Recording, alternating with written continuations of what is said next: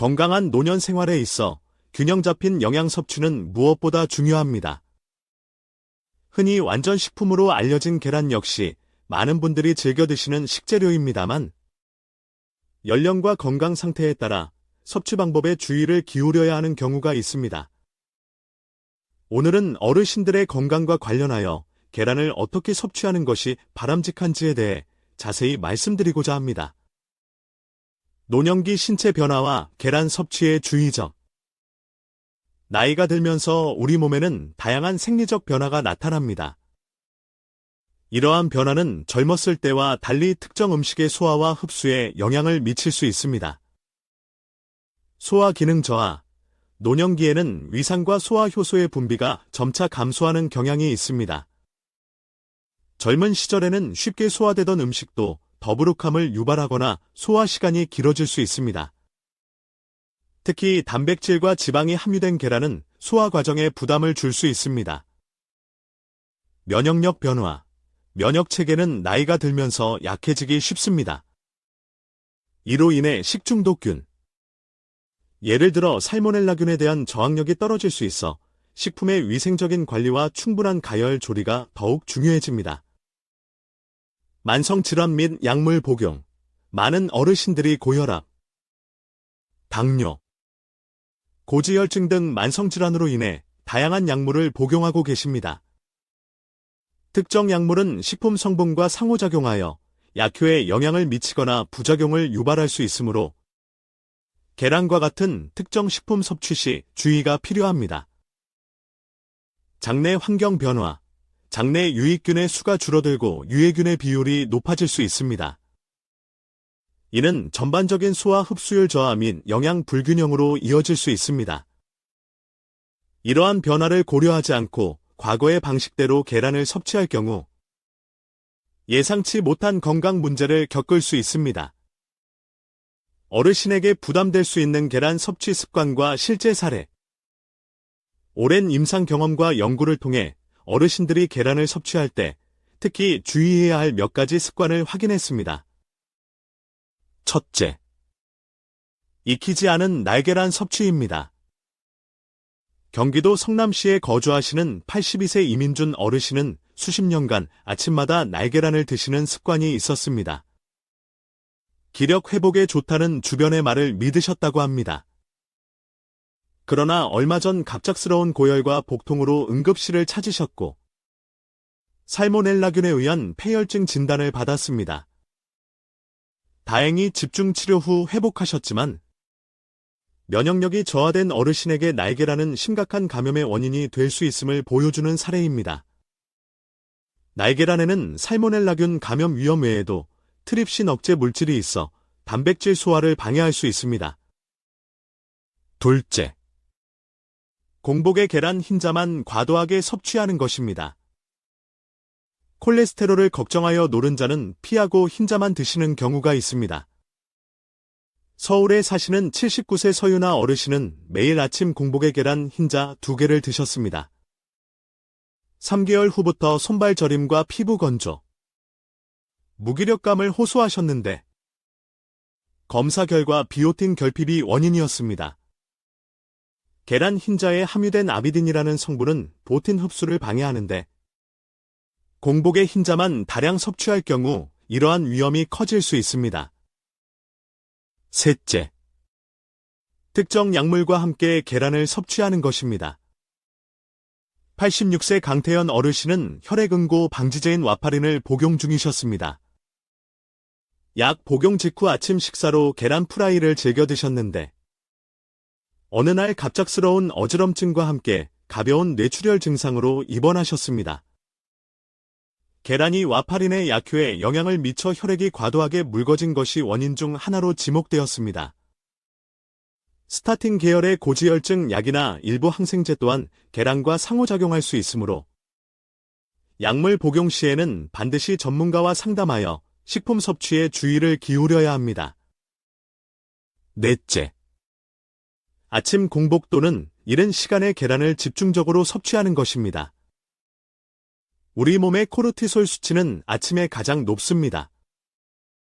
이때 콜레스테롤 함량이 높은 계란을 섭취하면 혈중 콜레스테롤 수치가 급격히 상승할 수 있으며 이는 심혈관계에 부담을 줄 수 있습니다. 84세 한승민 어르신은 매일 아침 계란 2개로 식사를 하셨는데 식후 가슴 통증으로 내원하여 협심증 진단을 받았습니다.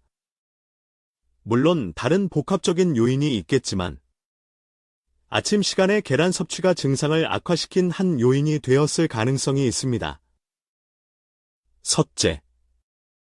고온에서 오래 조리하거나 기름에 튀기듯 조리하는 것입니다. 계란을 높은 온도에서 바삭하게 튀기거나 태우듯이 조리하면 단백질이 변성되어 소화가 어려워지고 최종당 화산물과 같은 건강에 유익하지 않은 물질이 생성될 수 있습니다. 83세 임지의 어르신은 매일 바삭하게 익힌 계란 프라이를 즐겨 드셨는데 만성적인 속쓰림과 소화불량으로 고생하셨습니다. 내시경 검사 결과 위천막 손상이 관찰되었고 부드럽게 조리한 음식 위주로 식단을 변경한 후에야 증상이 호전되었습니다. 어르신을 위한 건강한 계란 섭취 지침. 그렇다면 어르신들은 계란을 어떻게 섭취하는 것이 좋을까요?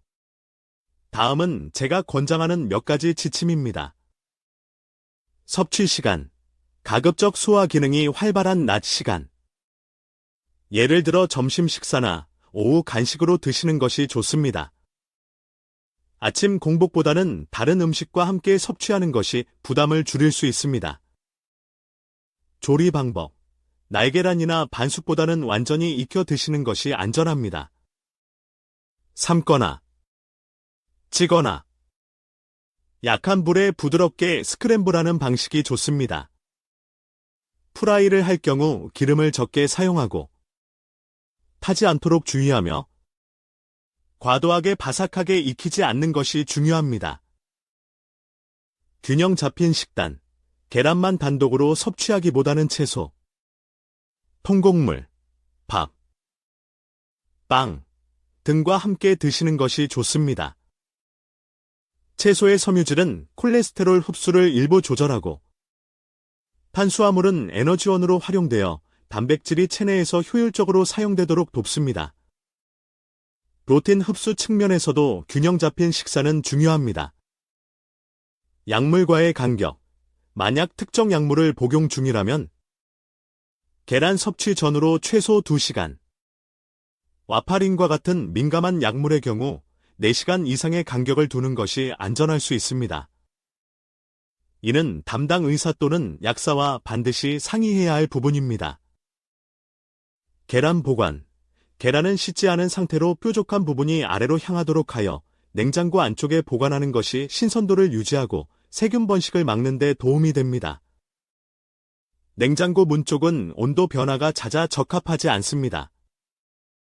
비오틴 보충 고려. 평소 식단이 불균형하거나 특정 질환으로 인해 영양 흡수에 어려움이 있는 경우 또는 계란 흰자 위주의 식사를 오래 하셨다면 비오틴 보충을 고려해 볼 수 있습니다. 이는 전문가와 상담 후 결정하는 것이 좋습니다. 올바른 계란 섭취를 통한 건강 개선 사례. 실제로 섭취 방법을 조정한 후 건강이 개선된 어르신들의 사례가 많습니다. 콜레스테롤 수치 개선. 86세 유재석 어르신은 30여 년간 아침마다 계란 프라이 2개를 드셨습니다. 콜레스테롤 수치가 높아 약물 용량을 늘려야 할 상황이었으나 계란 섭취를 오후로 옮기고 삶은 계란으로 바꾸면서 채소를 곁들인 지 3개월 만에 콜레스테롤 수치가 안정적으로 감소하여 의사도 놀랐다고 합니다. 몸이 한결 가벼워지고 아침에 무릎 통증도 덜합니다. 라며 만족해 하셨습니다. 만성 피로 및 관절 통증 완화. 85세 윤도현 어르신은 수년간 원인 모를 피로감과 근육통, 관절통으로 여러 병원을 전전했지만 뚜렷한 해결책을 찾지 못했습니다. 수십 년간 이어온 아침 날계란 섭취 습관을 중단하고 삶은 계란을 채소와 함께 점심에 드시도록 권유드렸습니다. 추가로 비오틴 영양제 복용을 병행하자 3개월 후부터는 아침 기상 시 몸이 가뿐해지고 통증도 눈에 띄게 줄었다고 말씀하셨습니다. 우울감 및 피부 문제 개선. 84세 홍예슬 어르신은 10년 이상 우울증 약을 복용 중이셨고, 피부 건조와 가려움증도 심했습니다. 매일 아침 공복에 계란 흰자만 드시는 습관이 비오틴 결핍을 심화시켜 증상에 영향을 미쳤을 가능성을 고려하여 노른자를 포함한 삶은 계란을 채소와 함께 오후에 드시도록 하고 비오틴을 보충했습니다.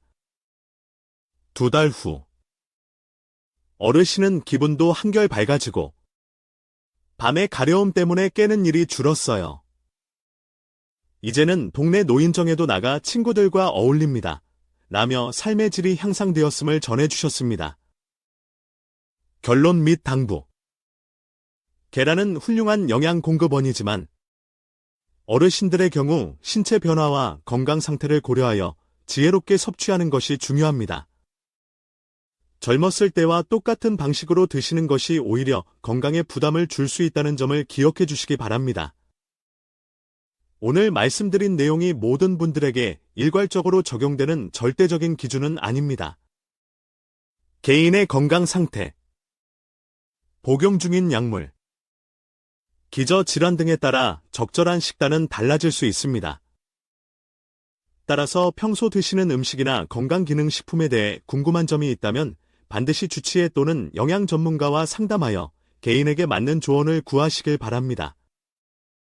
이 정보가 어르신들과 가족분들의 건강한 식생활에 도움이 되기를 바라며 주변 분들과도 내용을 공유하여 모두가 건강한 노년을 보내시는데 보탬이 되었으면 합니다. 감사합니다.